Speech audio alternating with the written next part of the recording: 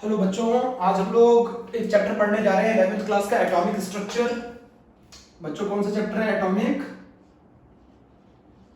Structure. कौन सा lecture है?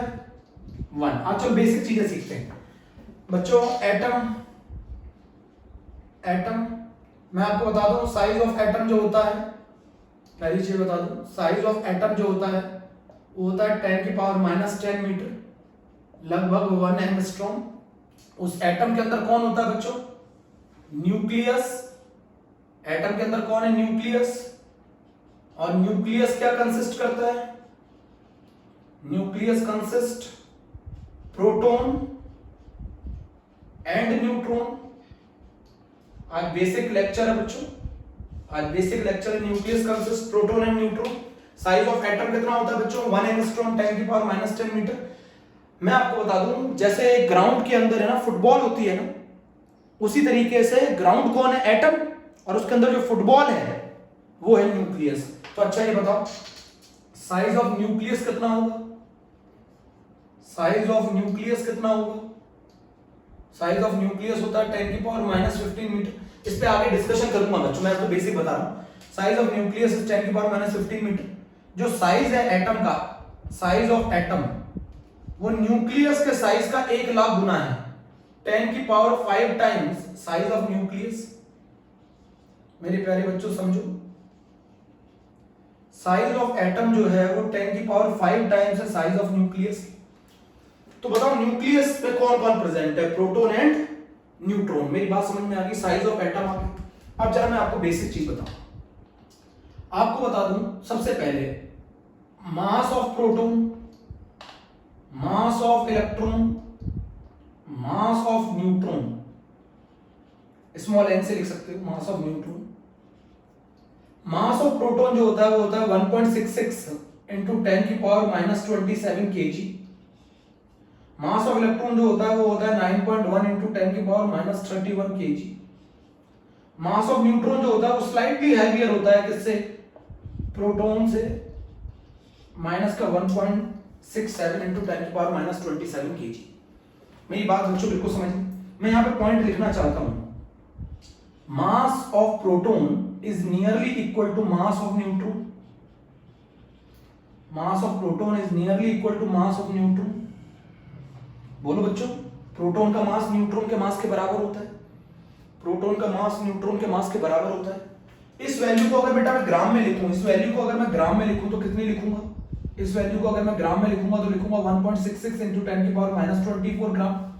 इस वैल्यू को अगर मैं ग्राम में लिखूंगा तो ये लिखूंगा 1.67 into 10⁻⁻24 gram.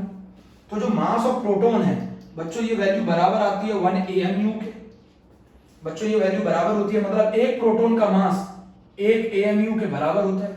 The mass of proton and the mass of neutron is equal to 1 AMU। The mass of proton and the mass of neutron is equal to 1 AMU। आप यहां देख रहे हैं ना, एक प्रोटॉन और एक न्यूट्रॉन का मास 1 AMU के बराबर होता है। तो मास ऑफ प्रोटॉन और मास ऑफ न्यूट्रॉन बराबर होते हैं। तो mass of proton and mass of neutron is equal and they are equal to 1 AMU। AMU सारे बच्चे जानते हैं, पिछले चैप्टर में पढ़ा है, atomic mass unit.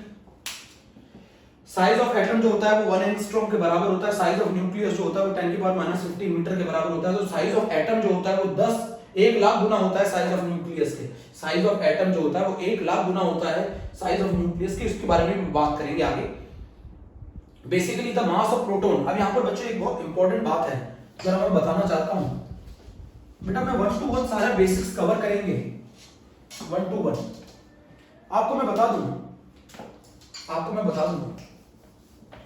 Mass of proton, the mass of electron. बच्चों mass of electron is negligible as compare to mass of proton and mass of neutron, as compared to mass of proton and mass of neutron। Electron का मास negligible होता है। तो मैं यहां लिखना चाहूंगा atom का जो मास है, एटम का मास न्यूट्रॉन और प्रोटॉन की वजह से होता है, न्यूट्रॉन और प्रोटॉन की वजह से होता है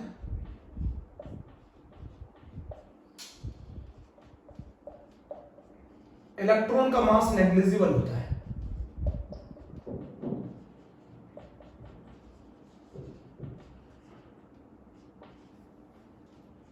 पहले तो ये चीज लिख लीजिए, किसी भी इलेक्ट्रॉन का mass as compare to proton और न्यूट्रॉन नेग्लिजिबल होता है। अगर मैं एटम का मास निकालूं तो एटम का जो मास आता है वो उसके अंदर आता है कि कितने प्रोटॉन प्रेजेंट है कितने न्यूट्रॉन, और दोनों का सम कर दूं तो उनकी वजह से आता है। इलेक्ट्रॉन की वजह से एटम का मास नहीं आता, क्योंकि इलेक्ट्रॉन का मास इनके कंपैरिजन में नेग्लिजिबल है। ये बात आप नोट कर लीजिए, ये बात आप नोट कर लीजिए। अब मास ऑफ इलेक्ट्रॉन इंपॉर्टेंट है बच्चों, ये बहुत ज्यादा यूज होता है, बार बार ये इंफॉर्मेशन नहीं दी जाएगी। अब मास of electron, mass of proton, mass of neutron, ये सारी चीजें इंपॉर्टेंट है, आप नोट कर लो बच्चों, इनको नोट करो। किसी भी एटम का जो मास है वो बेटा उसके अंदर प्रोटॉन और जो न्यूट्रॉन है उसकी वजह से होता है, उसके अंदर प्रेजेंट इलेक्ट्रॉन की वजह से नहीं होता, क्योंकि इलेक्ट्रॉन का मास प्रोटॉन और न्यूट्रॉन के कंपैरिजन में नेग्लिजिबल होता है। माफ कर दो बच्चों, ये बात हो गई पूरी। चलो ठीक है, यहां पर एक और रिलेशन की आवश्यकता है, एक और रिलेशन की आवश्यकता है, एक और रिलेशन की आवश्यकता है, वो बताता हूं। और वो रिलेशन ये है कि जो मास है, मास ऑफ प्रोटॉन, जो मास ऑफ प्रोटॉन है वो लगभग 1836 टाइम्स मास ऑफ इलेक्ट्रॉन है। बहुत इंपॉर्टेंट रिलेशन है। 1837 भी लिख देते हैं बहुत सारे लोग, 1840 भी लिख देते हैं।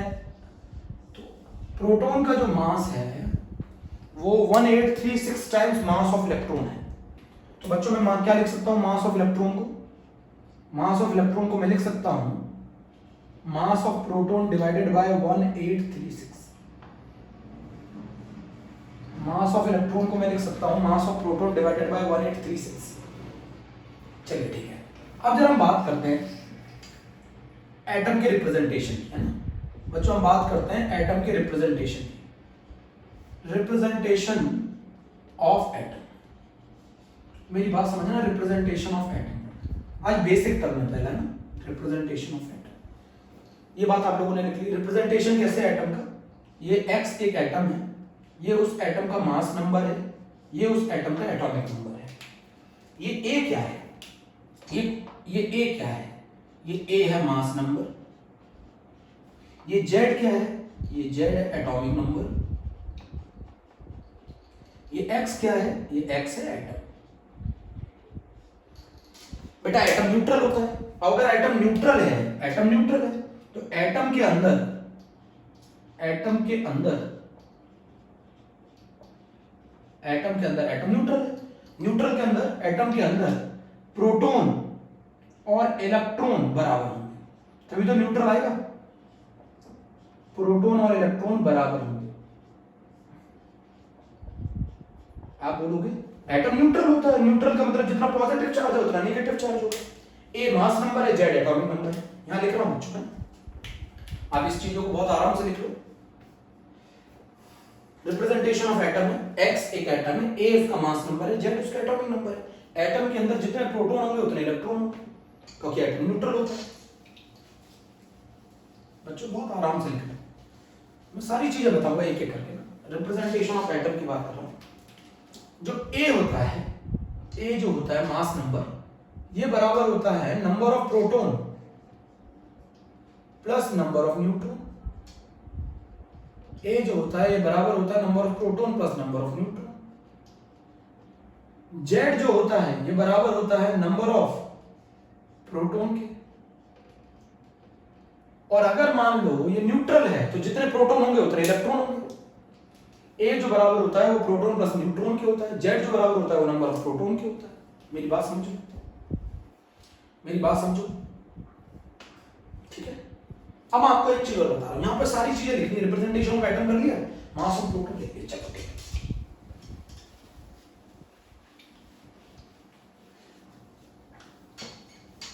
अब बच्चों यहां मेरी बात सुनना बहुत ध्यान से। अगर मान लो मैं एटॉमिक मास पूछूं तो किसी भी एटम का जो मास होता है, एटॉमिक मास, वो किसके कारण आता है? उसके अंदर present proton and neutron, proton और न्यूट्रॉन के कारण आता है। तो कितने प्रोटॉन और न्यूट्रॉन है? प्रोटॉन और न्यूट्रॉन बराबर है एक ही। और मास किसमें मेजर किया जाता है? एटम का। एएमयू में। तो ए क्या है बताओ, किसी भी एटम का जो मास है, ये ए क्या है, ये ए है मास नंबर। मास नंबर क्या होता है, मास नंबर होता है number of proton plus number of neutron. उसके आगे क्या लगा दो, एएमयू, अभी समझा रहा हूं। मास of proton plus mass of neutron, number of proton plus number of neutron. और हर एक proton, the mass of proton और बच्चों मास ऑफ न्यूट्रॉन, ये आप लोगों को पढ़ चुके हैं आप लोग, ये बराबर होता है, अभी सिखाया था मैंने, 1 एएमयू। तो आप इसको ऐसे लिख सकते हैं, अगर मैं हिंदी में लिखूं, जितने न्यूट्रॉन और प्रोटॉन प्रेजेंट हैं, प्रोटॉन प्रेजेंट हैं, उसके आगे एएमयू जोड़ दो, उसके आगे एएमयू जोड़ दो। किसका मास आ जाएगा, एटॉमिक मास आ जाएगा, एटम का मास आ जाएगा। एटॉमिक मास होता क्या, mass of atom, mass of an atom is known as atomic mass. तो एटॉमिक मास कैसे निकालोगे, उस एटम का मास नंबर और उसके साथ क्या जोड़ दोगे, एएमयू। ए क्या है, number of proton plus number of neutron. Point note कर, पॉइंट नोट कर। अच्छा एक चीज बताओ मुझे, प्रोटॉन पर चार्ज कितना होता है, charge on a proton, proton पर चार्ज कितना होता है, सब सिखाऊंगा सब। Charge on proton plus E, plus E मतलब 1.6 इंटू 10 की पावर माइनस 19 कूलम। अभी समझा रहा हूं प्लस ई कैसे आया। होता क्या है, अगर मैं हाइड्रोजन एटम ले लूं, प्रोटियम 1H1 होता है, प्रोटियम 1H1 होता है। इसका क्या मतलब है, इसके अंदर एक प्रोटॉन है, एक इलेक्ट्रॉन है, 0 न्यूट्रॉन है। अगर इस प्रोटियम में से मैं एक इलेक्ट्रॉन निकाल दूं, -1 इलेक्ट्रॉन, तो बताओ क्या बचेगा, तो ये बन जाएगा H+, और H+ मतलब क्या बचेगा, प्रोटॉन। तो इसने बताओ कितना चार्ज निकाल दिया, कितना चार्ज, इलेक्ट्रॉन माइनस किया 1 इलेक्ट्रॉन। इसका जो चार्ज होता है वो होता है +E। मेरी बात समझो, प्रोटॉन समझ में आया कैसे बना। प्रोटियम जो है वो हाइड्रोजन का आइसोटोप है, प्रोटियम, ड्यूटेरियम, ट्रिटियम। प्रोटियम में एक प्रोटॉन होता है, एक इलेक्ट्रॉन होता है, 0 न्यूट्रॉन होते हैं। अगर मैं इसमें से एक इलेक्ट्रॉन निकाल दूं तो ये बन जाएगा H+। और अगर ये एक H+ बन गया तो इसमें बचेगा सिर्फ कौन, एक प्रोटॉन। और एक प्रोटॉन का जो चार्ज होता है वो होता है +E के बराबर। अगर मैं चार्ज ऑन इलेक्ट्रॉन बात करूं, चार्ज ऑन इलेक्ट्रॉन, बेटा इलेक्ट्रॉन का शुरुआत में नाम नेगाट्रॉन था। शुरुआत में बच्चों इसका इलेक्ट्रॉन का जो नाम था वो नेगाट्रॉन था, नेगाट्रॉन।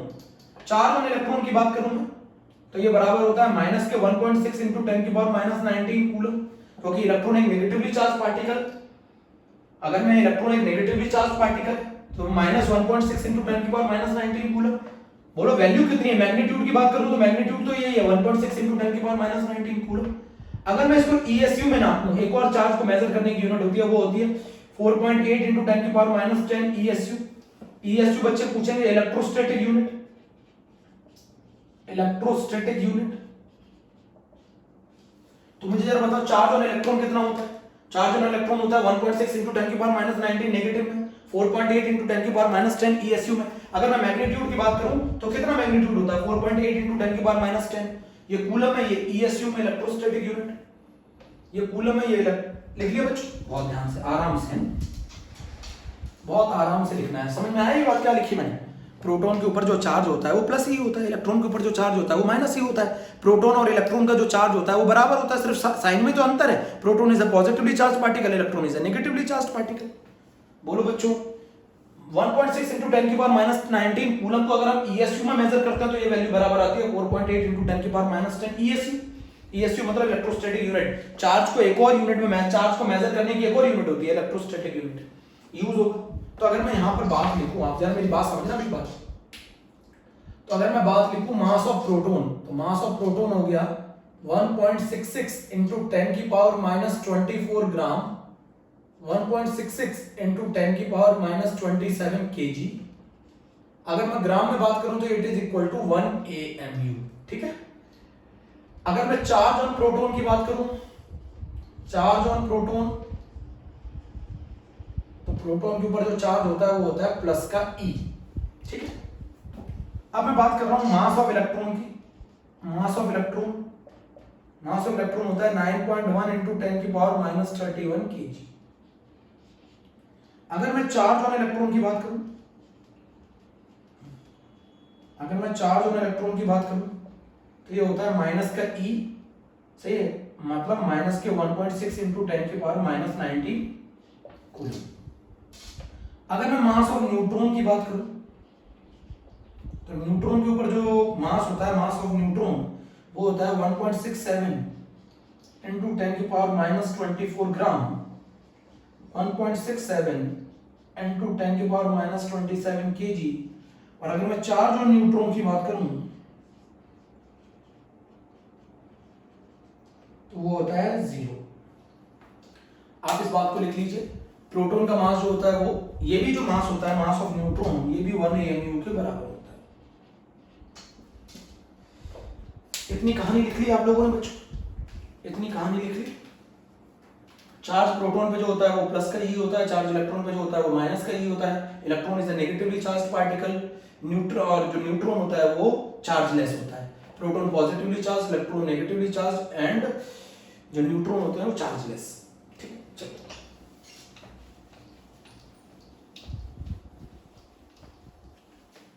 अब जैसे मेरी बात समझना यहां पर एक, अगर मैं बात करूं अल्फा पार्टिकल की, तो अल्फा पार्टिकल क्या होते हैं? अल्फा पार्टिकल होते हैं He+2। He+2, मेरी बात सुनो। अल्फा पार्टिकल पे जो चार्ज होता है बच्चों, मेरी बात सुनना, अल्फा पार्टिकल, अब अल्फा पार्टिकल क्या होता है? अल्फा पार्टिकल होता है positively charge nucleus of helium. Positive charge nucleus of helium. Helium का जो न्यूक्लियस होता है वही तो कहलाता है अल्फा पार्टिकल। अब जरा positive charge nucleus of helium atom, positive charge nucleus of helium atom. अब अल्फा पार्टिकल के लिए चलते हैं। अगर मान लीजिए मैं 2He4 लिख दूं, तो अल्फा पार्टिकल के पास कितने प्रोटॉन होते हैं? प्रोटॉन होते हैं 2, प्रोटॉन प्लस न्यूट्रॉन होते हैं 4। ठीक है, तो न्यूट्रॉन भी कितने आ गए? 2। तो अगर मैं हीलियम एटम का न्यूक्लियस ले लूं, तो इसमें 2 प्रोटॉन है और 2 न्यूट्रॉन है। बोलो, अगर मैं हीलियम एटम का +2 का न्यूक्लियस ले लूं, तो इसमें 2 प्रोटॉन है, 2 न्यूट्रॉन है। अब इसमें से मैंने क्या कर दिया है? +2, तो मैंने 2 इलेक्ट्रॉन निकाल दिए। बोलो, हीलियम पार्टिकल के पास 2 प्रोटॉन थे और प्रोटॉन प्लस न्यूट्रॉन का सम 4 आ रहा था, तो न्यूट्रॉन कितने आएंगे? 2 आएंगे। बच्चों He+2 है ना, तो इसके पास टोटल पार्टिकल कितने हैं? हीलियम के पास टोटल पार्टिकल कितने हैं? टोटल पार्टिकल 4 है। कैसे? 2 प्रोटॉन है और 2 न्यूट्रॉन। टोटल पार्टिकल चार्ज है जिसमें से 2 प्रोटॉन है और 2 न्यूट्रॉन है। मेरी बात समझे? ऐसे लिख लीजिए। अब जरा मेरी बात समझो, हीलियम एटम का जो मास है, प्रोटॉन और न्यूट्रॉन का मास तो बराबर होता है। तो अल्फा पार्टिकल का जो मास है, अल्फा पार्टिकल का मास जो है वो 4 times the mass of proton है। किस बच्चे के समझ में नहीं आया? 2 प्रोटॉन है, 2 न्यूट्रॉन है, तो दोनों का मास बराबर होता है ना, तो टोटल मिला के कितने पार्टिकल हो गए? 4 times the mass of proton. बच्चों कैसे? अच्छा ये बताओ, 2 प्रोटॉन है, 2 proton, 2 into mass of proton, पूरा लिखकर बताओ, plus 2 into mass of neutron, 2 into mass of neutron. बोलो, अल्फा पार्टिकल की बात कर रहा हूं, तो टोटल मास ऑफ प्रोटॉन और मास ऑफ न्यूट्रॉन बराबर होता है ना, तो ये 4 टाइम्स हो जाएगा मास ऑफ प्रोटॉन की, 4 times the mass of proton. अच्छा ये बताओ, charge on alpha particle, charge on alpha particle, एक प्रोटॉन पे चार्ज कितना होता है? एक प्रोटॉन, इलेक्ट्रॉन तो 2 निकाल दिए, एक प्रोटॉन पे चार्ज कितना होता है? E, तो 2 प्रोटॉन पे चार्ज कितना होगा? 2E। तो charge on alpha particle is 2E and mass of alpha particle is 4 times the mass of proton. Is very important. Alpha particle पे जो चार्ज होता है वो 2E होता है प्लस का, और जो अल्फा पार्टिकल का मास होता है वो 4 टाइम्स होता है मास ऑफ प्रोटॉन। और अल्फा पार्टिकल क्या होते हैं? He+2, He+2। और He का मास नंबर कितना है? He का मास नंबर है 4 और एटॉमिक नंबर है 2, तो बेटा इसमें से 2 प्रोटॉन थे, इसके पास 2 इलेक्ट्रॉन थे, 2 इलेक्ट्रॉन आपने निकाल दिए, तो बचे कितने? 2 प्रोटॉन बचे, और 2 प्रोटॉन का चार्ज कितना होगा? प्लस का 2e। बच्चों 2 प्रोटॉन थे, 2 इलेक्ट्रॉन थे, 4 न्यूट्रॉन थे, 2 इलेक्ट्रॉन आपने निकाल दिया, तो ये बन गया He+2। बचा क्या इसके अंदर? 2 प्रोटॉन, 2 प्रोटॉन का चार्ज कितना होता है? Plus 2e। मास कितना आ रहा है? मास कितना आ रहा है? ये 4 क्या है? Number of proton plus number of neutron. तो 4, 2 प्रोटॉन 2 न्यूट्रॉन, और न्यूट्रॉन और प्रोटॉन बराबर होते हैं, तो इसका जो मास आएगा हीलियम एटम का, वो ही इसका अल्फा पार्टिकल का वो आएगा 4 times the mass of proton. बच्चों बोलो 4 times the mass of proton आएगा कि नहीं आएगा? नहीं आया समझ में? चलो फिर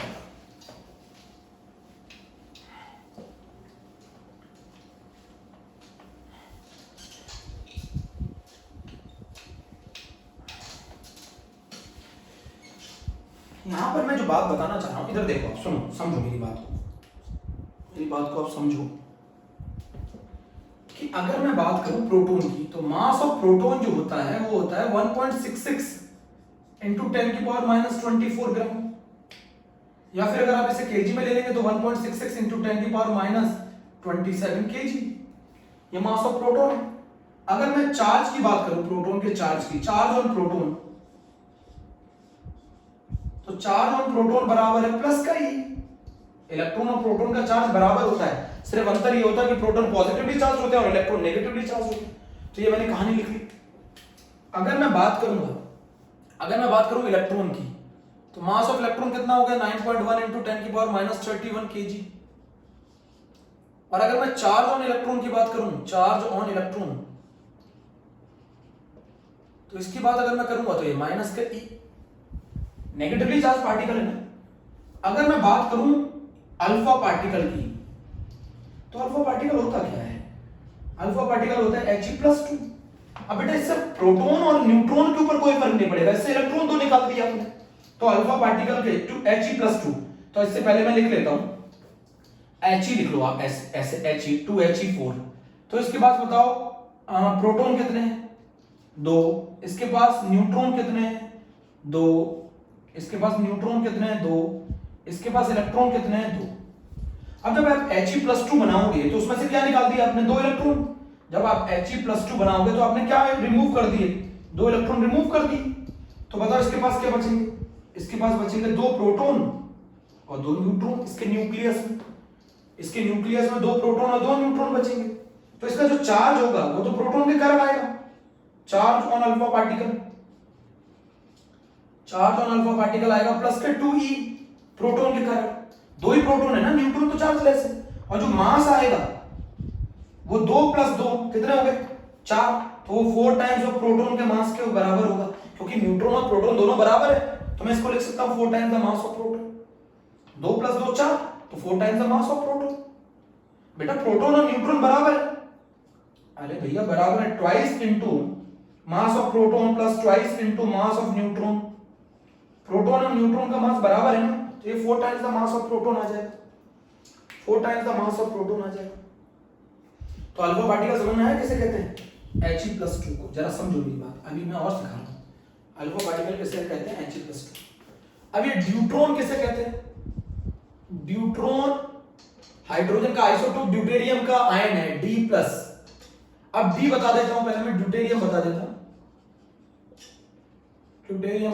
ये होता है 1H2 होता है, 1D2 लिख सकते हो, 1D2 इसका मास नंबर।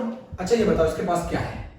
इसके पास है 1 न्यूट्रॉन, इसके पास है 1 प्रोटॉन और इसके पास है 1 इलेक्ट्रॉन। अब आप क्या बना रहे हैं? इससे आप बना रहे हैं D+ में आपने कितने रिमूव कर दिए? आपने 1 इलेक्ट्रॉन रिमूव कर दिया, रिमूव 1 इलेक्ट्रॉन। तो इसके पास क्या बचा? 1 प्रोटॉन 1 न्यूट्रॉन। प्रोटॉन का चार्ज किसके बराबर होता है? तो चार्ज ऑन ड्यूट्रॉन कितना हो गया? प्लस। इस पे 1 प्लस चार्ज है ना, तो प्लस ही। और चार्ज ऑन ड्यूट्रॉन हो गया। और अगर मैं मास ऑफ ड्यूट्रॉन की बात करूं,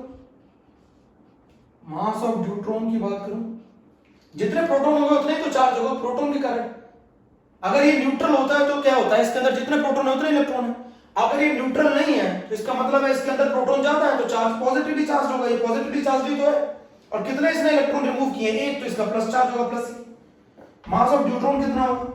twice into mass of proton. बेटा प्रोटॉन और न्यूट्रॉन बराबर होते हैं, तो total proton plus total neutron करूंगा तो कितने आएंगे? 2। और प्रोटॉन और न्यूट्रॉन बराबर है तो twice of mass of proton, ये सब जरूरत पड़ेगी। तो न्यूट्रॉन D+ है, अल्फा पार्टिकल He+2 है, प्रोटॉन H+ है। बच्चों नोट कर लिया? प्रोटॉन H+, पूरा नोट कर लो।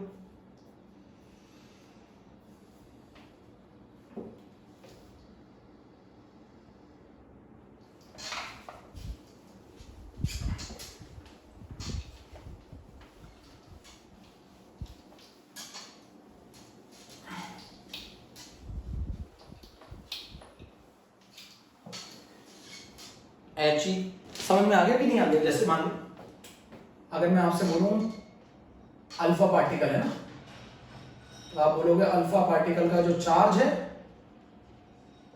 वो है प्लस का 2e। साफ दिख रहा है सिंबल से, He+2। कितने इलेक्ट्रॉन रिमूव कर दिए? 2 इलेक्ट्रॉन, तो 2 प्रोटॉन ज्यादा हो गए ना इलेक्ट्रॉन के कंपैरिजन में, तो चार्ज +2e। न्यूट्रॉन की बात करूं तो वो क्या होता है? D+। कितने प्रोटॉन ज्यादा हो गए? 1 प्रोटॉन ज्यादा हो गया इलेक्ट्रॉन से, तभी तो पॉजिटिव चार्ज है। तो ये बन गया प्लस का E, चार्ज आ गया प्लस का E। अल्फा पार्टिकल का चार्ज समझ में आ गया? चलो मान लो, अब समझाता हूं। जैसे मान लो ये ब्रोमीन है, इसका मास नंबर 80 है, इसका एटॉमिक नंबर 35 है, न्यूट्रल है। तो इसका मतलब है इसके पास 35 प्रोटॉन है, इसके पास 35 इलेक्ट्रॉन है, और इसके पास 80 माइनस 35 मतलब 45 न्यूट्रॉन है। जरा समझो, 35 प्रोटॉन है, 35 इलेक्ट्रॉन है, 80 माइनस 35 45 न्यूट्रॉन है। कर लिया? एनसीईआरटी का क्वेश्चन है। अगर मैं बात करूं किसी स्पीसीज के पास 16 प्रोटॉन है, 16 न्यूट्रॉन है, 18 इलेक्ट्रॉन है, तो ये न्यूट्रल तो हो नहीं सकता। न्यूट्रल के अंदर प्रोटॉन और इलेक्ट्रॉन बराबर होते हैं, तो इस बार कौन ज्यादा है? इलेक्ट्रॉन। तो ये नेगेटिवली चार्ज स्पीसीज होगी, नेगेटिवली चार्ज होगी। अच्छा ये बताओ इस स्पीसीज का मास नंबर क्या होगा? मास नंबर होगा 32, proton plus neutron. Proton plus neutron mass number होता है, एटॉमिक नंबर बराबर होता है प्रोटॉन के 16। अब इसमें इलेक्ट्रॉन कितने ज्यादा है प्रोटॉन के कंपैरिजन में? कितने इलेक्ट्रॉन ज्यादा है प्रोटॉन के कंपैरिजन में? 2, तो इसके ऊपर चार्ज होगा -2। अच्छा ये बताओ कौन ऐसी स्पीसीज है जिसका एटॉमिक नंबर 16 होता है? सल्फर। तो सल्फर का एटॉमिक नंबर 16, ये 32 और ये -2। नहीं समझ में आया? चलो चेक करते हैं एक और। मान लो ये सोडियम है, सोडियम आयन दे दिया है, आयन दे दिया गया। तो पहले बताओ ये न्यूट्रल एटम था, न्यूट्रल एटम का एटॉमिक नंबर कितना था? 23 इसका मास नंबर था 23, एटॉमिक नंबर 11 था। तो न्यूट्रॉन प्लस प्रोटॉन बराबर थे 23, प्रोटॉन बराबर थे 11। अब ये न्यूट्रल था तो प्रोटॉन 11 तो इलेक्ट्रॉन भी 11। न्यूट्रॉन कितने आ गए? न्यूट्रॉन आ गए 23 माइनस 11 12, न्यूट्रॉन आ गए 12। ये न्यूट्रल की बात थी। अब ये बताओ ये आयन है, तो कितने इलेक्ट्रॉन कम हो गए? 1 इलेक्ट्रॉन कम हो गए, तो 1 इलेक्ट्रॉन कम कर दो, तो इसका आंसर हो जाएगा प्रोटॉन के ऊपर कोई फर्क नहीं पड़ता, न्यूट्रॉन के ऊपर भी कोई फर्क नहीं पड़ता, इलेक्ट्रॉन कम हो गए। कितने इलेक्ट्रॉन कम हो गए? एज कंपेयर टू प्रोटॉन 1, तभी तो पॉजिटिव चार्ज आया। अगर इलेक्ट्रॉन ज्यादा हो जाएंगे तो नेगेटिव चार्ज आ जाएगा, और अगर इलेक्ट्रॉन बराबर होंगे प्रोटॉन के तो न्यूट्रल आएगा। तो एटम अगर न्यूट्रल है, एटम न्यूट्रल होते हैं, एटम के अंदर प्रोटॉन जितने होंगे उतने इलेक्ट्रॉन होंगे। बट किसी आयन के अंदर कैटायन है तो नंबर ऑफ प्रोटॉन ज्यादा होंगे, एनायन है तो नंबर ऑफ इलेक्ट्रॉन ज्यादा होंगे। अभी भी नहीं आया? चलो समझाता हूं। और आप पहले न्यूट्रल को कंसीडर किया करो, चार्ज को कंसीडर मत किया करो। जैसे समझो, मेरी एक और एग्जांपल से समझो। जैसे ये समझो कि अगर मैं Cl- लिख दूं, Cl-, तो Cl का एटॉमिक नंबर कितना होता है? 70। Cl का बोलो एटॉमिक नंबर कितना होता है? 70 होता है कि नहीं होता है? चलो एक और ऐसे ले लेते हैं, आर्गन 1840, तो ये न्यूट्रल है, न्यूट्रल है ना? बोलो आर्गन न्यूट्रल है, तो इसके अंदर बताओ मास नंबर क्या है, प्रोटॉन प्लस न्यूट्रॉन का सम आ गया 40, प्रोटॉन आ गया 18, इलेक्ट्रॉन भी आ गया 18, न्यूट्रल। बताओ न्यूट्रॉन कितने आएंगे, न्यूट्रॉन आएंगे 22। अब जैसे मैं मान लूं Cl माइनस ले लिया अभी मैंने, इसका एटॉमिक नंबर कितना होता है 17। तो पहले चार्ज को कंसीडर मत करो, तो इसके पास पहले कितने प्रोटॉन थे, 17 प्रोटॉन थे। जब ये न्यूट्रल था तब 17 इलेक्ट्रॉन थे। अब कितने इलेक्ट्रॉन ज्यादा हो जाएंगे, एक इलेक्ट्रॉन ज्यादा हो जाएगा, तो कितने इलेक्ट्रॉन हो गए 18, तो ये नेगेटिवली चार्ज। तो बताओ इसमें कितना चार्ज गेन किया है, 1e चार्ज गेन किया है। बोलो अगर मैं बात करूं मैग्नीशियम +2 की, तो इसका 12 एटॉमिक नंबर होता है, मास नंबर 24 होता है। तो जब ये न्यूट्रल था तो न्यूट्रॉन प्लस प्रोटॉन थे 24, प्रोटॉन थे 12 और इलेक्ट्रॉन भी थे 12। अब ये बताओ कितने इलेक्ट्रॉन कम हो गए, 2 इलेक्ट्रॉन कम हो गए, तो इलेक्ट्रॉन हो गए 10, प्रोटॉन हो गए 12। तो जितना पॉजिटिव चार्ज होगा उतने प्रोटॉन ज्यादा इलेक्ट्रॉन से, जितना नेगेटिव चार्ज होगा उतने इलेक्ट्रॉन ज्यादा प्रोटॉन से। ये +2 चार्ज है, इसका मतलब 2 प्रोटॉन ज्यादा होंगे एज कंपेयर टू इलेक्ट्रॉन। बोलो बच्चों इतना क्लियर कर लिया, इतना क्लियर कर लिया। आगे चले, थोड़ा सा बेसिक है।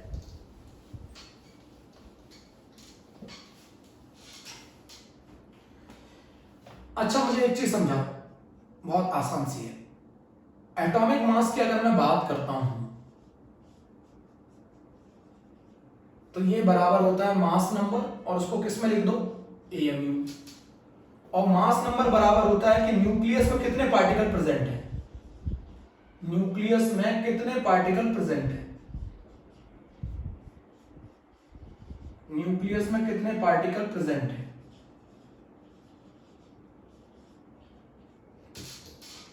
जैसे फॉर एग्जांपल 2He4, इसके पास 2 प्रोटॉन है और 2 न्यूट्रॉन है। तो अगर मैं इसका न्यूक्लियस लूं तो उसमें 2 प्रोटॉन है 2 न्यूट्रॉन है, तो टोटल पार्टिकल कितने हो गए, टोटल पार्टिकल हो गए न्यूक्लियस में 4। न्यूक्लियस में कितने पार्टिकल प्रेजेंट है, 4। इसका मास बता रहा हूं, एटॉमिक मास 4, और उसके आगे क्या जोड़ दीजिए, AMU। क्यों जोड़ दिया AMU, क्योंकि मास ऑफ प्रोटॉन बराबर है 1 AMU, मास ऑफ न्यूट्रॉन बराबर है 1 AMU। इसमें टोटल पार्टिकल कितने हैं, 2 प्रोटॉन प्लस दोनों न्यूट्रॉन, तो टोटल पार्टिकल 4, उसके आगे AMU। तो न्यूक्लियस में जितने भी पार्टिकल प्रेजेंट होंगे उसके आगे AMU जोड़ दोगे तो उसका एटॉमिक मास बन जाता है। जैसे अगर मैं सोडियम लिख दूं तो ये आता है 2311, तो इसका बताओ एटॉमिक मास कितना होगा, इसका एटॉमिक मास कितना होगा, इसका एटॉमिक मास होगा 23 AMU। तो न्यूक्लियस में कितने न्यूट्रॉन प्लस प्रोटॉन प्रेजेंट है, 23। तो 23 पार्टिकल प्रेजेंट है न्यूक्लियस में, उनका मास AMU में ले लो। इसे ग्राम में लिखो, 23 into 1.66 into 10 की पावर -24 ग्राम। केजी में कन्वर्ट कर दो तो 23 into 1.66 into 10 की पावर -27 केजी। ऐसे आप किसी भी एटम का मास निकाल सकते हो। मास कुछ नहीं होता, जितना मास नंबर मतलब जितने पार्टिकल न्यूक्लियस के अंदर प्रेजेंट होंगे उनके आगे क्या जोड़ दो, AMU जोड़ दो। न्यूक्लियस में कितने पार्टिकल प्रेजेंट है, वो A है, उसके साथ AMU जोड़ दो। या न्यूक्लियस में कितने पार्टिकल प्रेजेंट है, 4। या न्यूक्लियस में कितने पार्टिकल प्रेजेंट है, 23। बोलो बच्चों, बोलो जल्दी से, समझ में आया। चलिए अब मैं आपको एक और चीज समझाता हूं।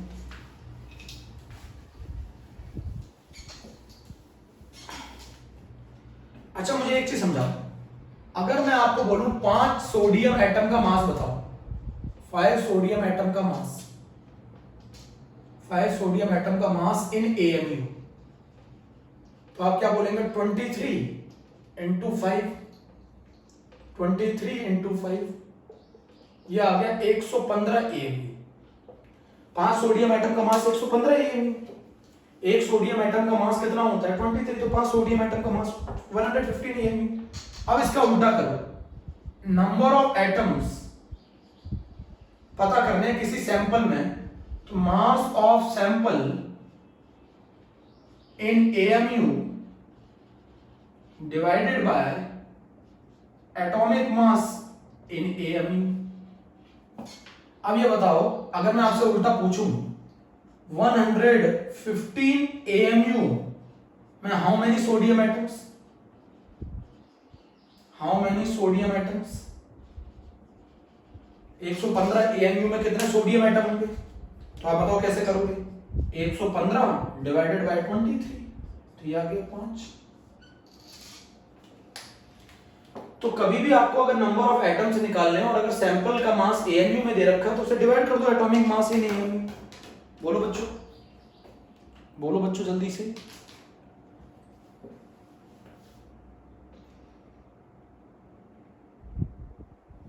चलो ठीक,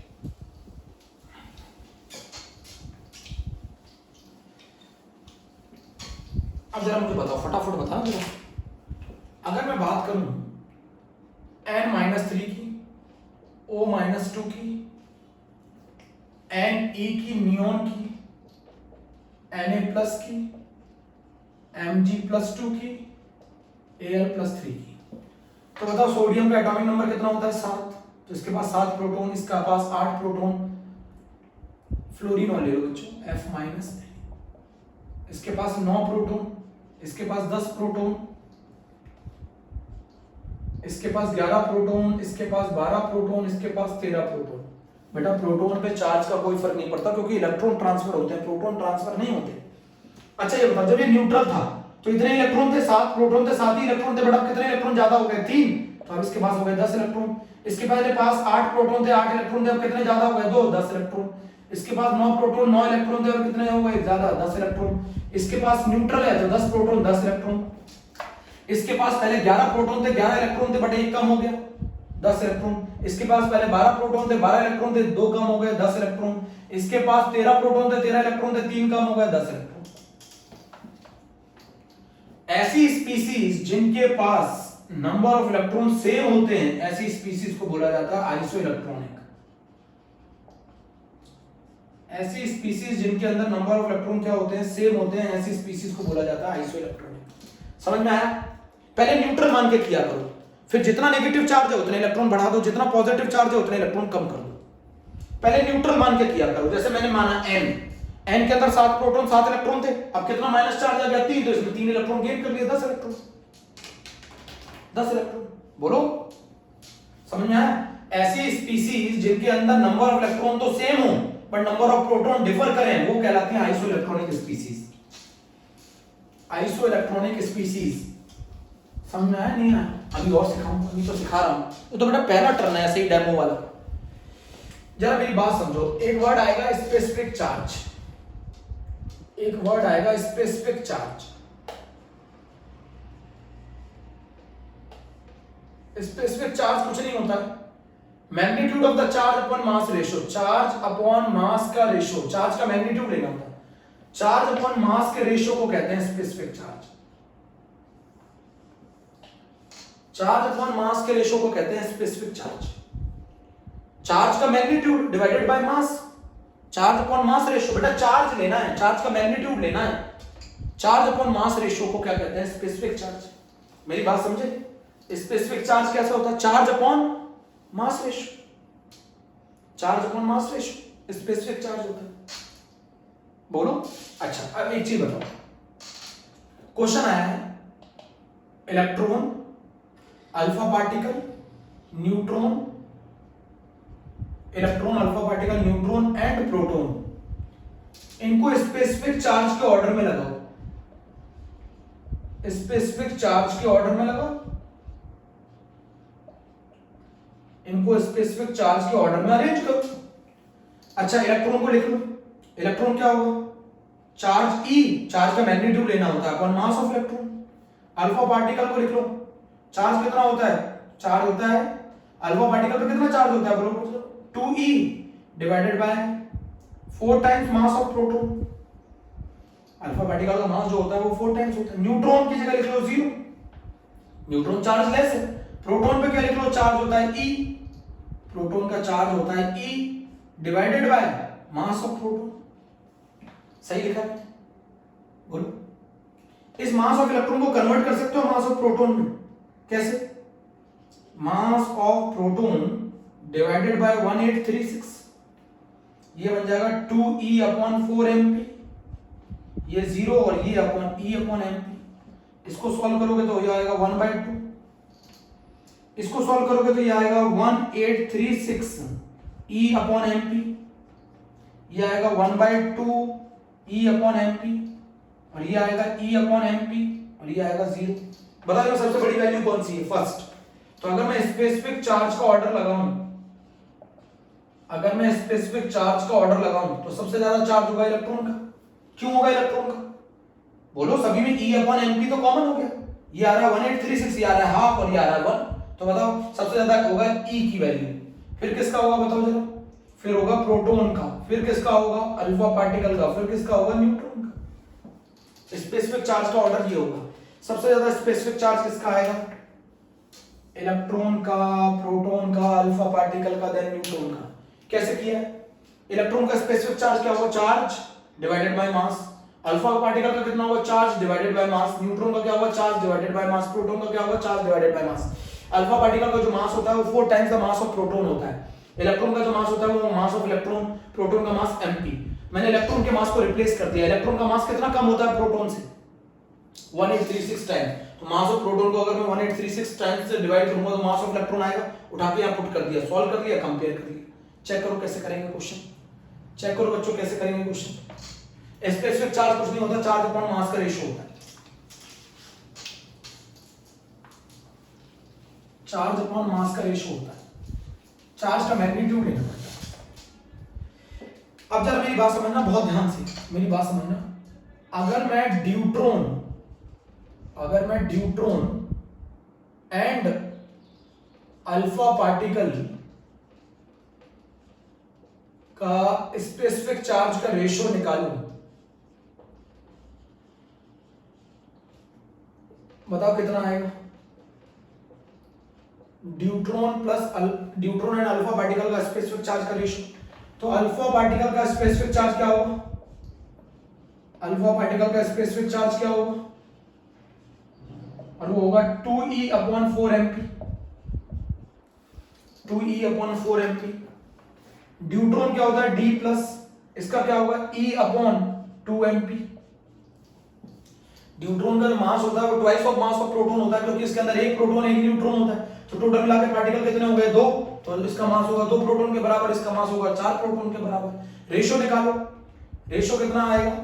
E upon 2mp divided by 2e upon 4mp। किसका रेशियो है? Specific charge of D plus divided by specific charge of alpha. बोलो जल्दी बोलो। ये किसका स्पेसिफिक चार्ज है? ड्यूट्रॉन का। और ये किसका स्पेसिफिक चार्ज है? अल्फा पार्टिकल का। वैल्यू आएगी 1। ऐसे क्वेश्चन पूछे जाते हैं, ऐसे क्वेश्चन पूछे जाते हैं। बोलो बच्चों, ऐसे क्वेश्चन पूछे जाते हैं। सॉल्व कर लेंगे इसे। ये आ गया 1/2, ये पूरा कैंसिल 1 आ। बोलो बच्चों, specific charge. Specific charge is charge upon mass ratio. मैं आपको पहले बता चुका हूं, मास of proton is 1836 times mass of electron. तो अगर मैं आपसे बोलूं मास ऑफ इलेक्ट्रॉन क्या होगा, तो mass of proton divided by 1836। Check करो, स्पेसिफिक चार्ज समझ में आ गया? बोलो बच्चों, अल्फा पार्टिकल समझ में आया? किसी को कहते हैं He+2 को। इसका चार्ज होगा वो प्लस का 2e होगा। ड्यूट्रॉन किसको कहते हैं? आपको मालूम है ड्यूटेरियम। ड्यूटेरियम क्या होता है? 1d2। इसमें से एक इलेक्ट्रॉन निकाल दोगे, ये बन जाएगा D प्लस, तो इसका चार्ज होगा प्लस e, इसका चार्ज होगा प्लस का 2e। बोलो, नोट करो बच्चों जल्दी से। ये पहला टर्न था बच्चों, मैंने थोड़ा कोशिश की है बताने की। अगले टर्न से मैं इसको प्रॉपर पढ़ाऊंगा बच्चों। इसको मैंने प्रॉपर पहला टर्न आपको पढ़ा दिया सही से। आप इसे चेक करो, रफ कर दो।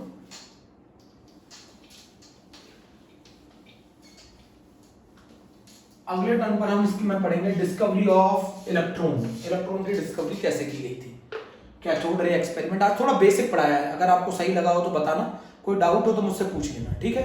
ओके, थैंक यू बच्चों।